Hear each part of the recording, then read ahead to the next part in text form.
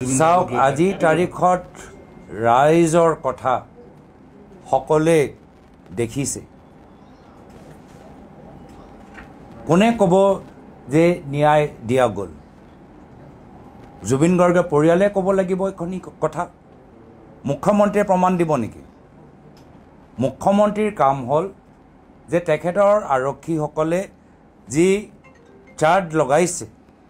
সেই চাৰ্জটো পিছত গৈ আদালতত তেওঁলোকে প্ৰমাণ কৰিব লাগিব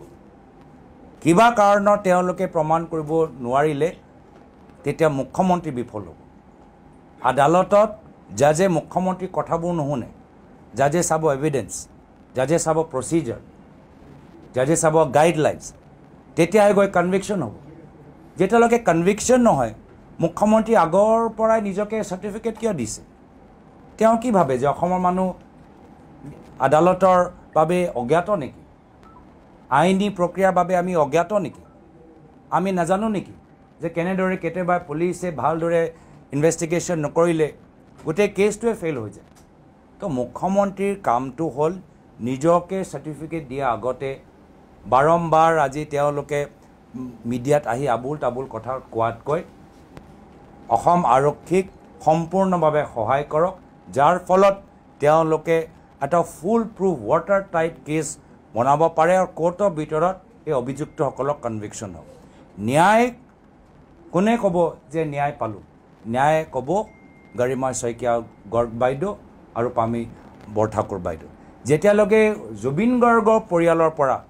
আমি প্ৰমাণ নাপাওঁ যে তেওঁলোকে ন্যায় পালে তেতিয়ালৈকে মুখ্যমন্ত্ৰীয়ে এইখিনি কথা কোৱাটো ইম্বিচিয়ৰ হৈছে চাইল্ডিছ হৈছে আৰু তেওঁৰ মনৰ ভিতৰত কিবা বেলেগ এটা চিন্তা তেওঁ কৰি আছে তাৰে আমি উমান পাইছোঁ কংগ্ৰেছে পলিটিক্স কৰা বুলি কৈ আছে জুবিন গাৰ্গক লৈ পেলাই আমাৰ দাবী স্পষ্ট আমি ন্যায় বিচাৰিছোঁ আমি জুবিন গাৰ্গৰ আদৰ্শ জীয়াই ৰাখিবলৈ বিচাৰিছোঁ আমাৰ ৰাইজ আজি হতাশ হৈ আছে আমি তেখেতৰ ঘাবৰ ওপৰত মৰহম লগাবলৈ বিচাৰিছোঁ তেখেতক আমি একত্ৰিত কৰিবলৈ বিচাৰিছোঁ তেওঁ মনবোৰ ভাঙি যে নাযায় তাৰ বাবে আমি প্ৰচেষ্টা চলাই আছোঁ জুবিন গাৰ্গৰ গীত নৱপ্ৰজন্মৰ মাজত আকৌ প্ৰচলিত হওক আৰু বহুত কেইজন জ্যেষ্ঠ ব্যক্তিসকল আজি জুবিন গাৰ্গৰ গীত শুনি আজি তেওঁৰ আদৰ্শবোৰ আৰু ভালদৰেহে বুজি পাইছে তেওঁৰ জুবিন দাৰ ফিলচফি আৰু ভালদৰে বুজি পাইছে আৰু আমাৰ ফালৰ পৰা এটাহে আহ্বান কি যেতিয়া এই ৰৈ ৰৈ বিনালৈ চিনেমাটো ৰিলিজ হ'ব আহক জুবিন দাৰ যি এটা সপোন আছিলে যে অসম চিনেমা জগতটো এটা শক্তিশালী স্থানলৈ লৈ যোৱা আহক আমি মিলিজুলি জুবিন দাৰ অসমৰ চলচ্চিত্ৰ জগতলৈ যে সপোন আমি এই চিনেমাৰ যোগেদি বাস্তৱ কৰিলোঁ জ্যেষ্ঠ বিজেপি নেতা শান্তনু ভৰালীয়ে তেওঁ কৈছে যে এছআইডি ইয়াত বহি কি তদন্ত কৰিব ছিংগাপুৰলৈ যাব লাগিছিল বুলি বিজেপিৰ নেতাসকলৰ ফালৰ পৰা ইতিমধ্যে সেই কথা আহিছে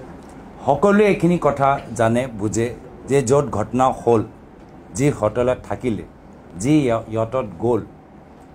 যি হস্পিটেলত ট্ৰিটমেণ্ট হ'ল তাতে গোটেইখিনি তথ্যবোৰ আছে কিন্তু সেই তথ্যৰ যোগাৰ কৰাৰ আগত আমি মুখ্যমন্ত্ৰীৰ মুখনৰ পৰা যি আবুল তাবুল কথাবোৰ শুনি আছোঁ মৰ্যাদাহীন কথাবোৰ যে শুনি আছোঁ এজন মুখ্যমন্ত্ৰীক ক'বলৈ নাপায় মই মাত্ৰ ইমানহে ক'বলৈ বিচাৰোঁ ধন্যবাদ থেংক ইউ